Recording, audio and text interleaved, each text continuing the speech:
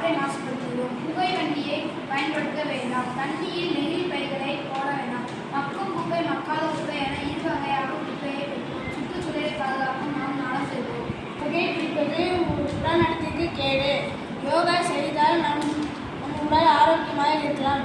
காய்கறி மற்றும் பழங்களை சாப்பிட்டால் பலம் பெறலாம். சரியான மருந்துகளை எடுத்துக்கால் நோய்களிலிருந்து தப்பிக்கலாம்.